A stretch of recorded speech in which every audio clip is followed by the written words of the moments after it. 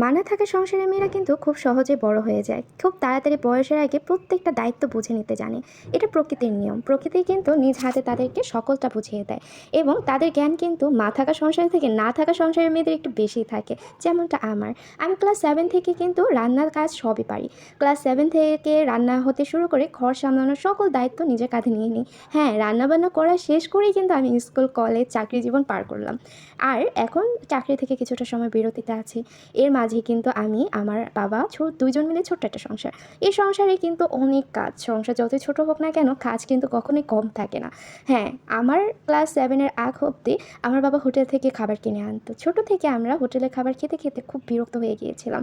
টাকার দিকে কখনোই আমার বাবা তাকায়নি। সে তাকিয়েছে মেয়েদের যেন কষ্ট না হয়। আমরা 3 বোন। 3 বোনের মধ্যে 2 বোনের বিয়ে হয়ে যাওয়ায় আমি কিন্তু আমার বাবাকে নিয়ে ছোট্ট একটা ঘরে থাকি। আর আমার বাবা আর আমি মিলে আমাদের ছোট্ট একটা পরিবার আর সংসার। 2 বোনকে বললাম, তোমরা সংসার জীবনে ব্যস্ত হয়ে যাও, আমি আছি আমার বাবাকে দেখার জন্য।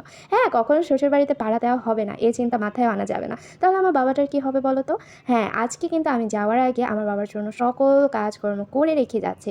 পেঁয়াজটাও কেটে বক্স করে দিলাম, কারণ আমার বাবা যদি কখনো কিছু খেতে ইচ্ছা করে তার জন্য পেঁয়াজটা কেটে না নিতে হয়। আর একটু সালাদও কেটে রেখে যাব, যেন তার সেটাও করতে না হয়। 4-5 দিনের তো ব্যাপার। এই 4-5 দিনের জন্য একটু রান্নাবান্নাও করে রেখে যাচ্ছি। তারপরেও যদি কিছু শর্ট পড়ে যায়, বাবাকে বলে দিয়েছি তুমি হোটেল থেকে এনে খেয়ে নিও। তবুও মাথায় যেন চিন্তা কমেই না। হ্যাঁ, প্রতি মাসে বড় আপুর বাড়িতে যাওয়া হয়। যাওয়ার আগে এরকম চিন্তা ভাবনাগুলো টুকিটাকি মাথার মধ্যে ঘুরতে থাকে। বাবা কখন কাজ থেকে আসবে? হ্যাঁ, ভাতটা তো রান্না করতে হবে, তরকারিটাও তো গরম করতে হবে। এটুকু সময়ও কি তার রয়েছে?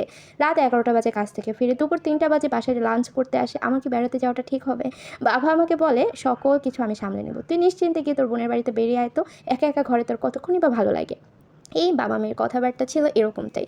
তারপরে আর কি বাবার উপরে একটু দায়িত্ব ফেলে আমি সবটা গুছিয়ে নিচ্ছি। আজ রান্না করছি ফ্রোজেন করে রাখা সিম আর টমেটো দিয়ে রুই মাছ, আর সাথে ছিল নলা মাছ। 2টা মাছই মিক্স করে তরকারি রান্না করছি। 2টা মাছ কেন মিক্স করা বলো তো? কারণ আমরা কিন্তু মধ্যবিত্ত। আমাদের যখন একটু বেশি, বেশি খাবার রয়ে যায়, যেমন রান্নার ক্ষেত্রে একটু মাছ বেশি হয়ে যায়, এই ক্ষেত্রে কিন্তু আমরা কিছুটা তুলে রাখি, যেন যেদিন বাজার না থাকবে সেদিন রান্না করা যাবে। এই টিপসগুলো কিন্তু অসম্ভব ভালো। এটা প্রত্যেকটা মেয়ের মধ্যেই থাকা উচিত। হ্যাঁ, আর দায়িত্ব নিয়ে সংসারটা সম্পূর্ণ সামলে রাখার মাঝেও কিন্তু একটা আনন্দ রয়েছে। যারা কিনা বলো দুঃখের সময় একটা গায়ে মানে একটা আঘাত করে বল, আহারে মায়াটার মা নাই, ইস কত কষ্ট করতে হইতেছে। ভাই, বয়সটা কি কম হয়েছে? আমার আশেপাশের প্রতিবেশীরা একটু খোঁচা মেরা কথা না বললে তাদের ভালো লাগে না। এই সিম্প্যাথিগুলো আই ডোন্ট লাইক ইট। কারণ আমার মনে হয় প্রত্যেকটা মানুষকে আল্লাহ তাআলা নিজ নিজ দায়িত্ব নিতে সে অবশ্যই তার সর্বোচ্চ সাহায্য করেছে। কারণ আমরা কিন্তু এমনি এমনি বড় হয়ে আসিনি। আর মা নেই যে সংসারে, সে মেয়েটা কি দায়িত্ব নিতে পারবে না? এই তো কয়েকদিন আগেই একটা মহিলা এসে আমাকে রান্নার সময় বলছে, ইস মা নাই, কত কষ্টই না করতে হয়। ভাই, আমি কি দামড়ি কম হয়েছি নাকি? আপনার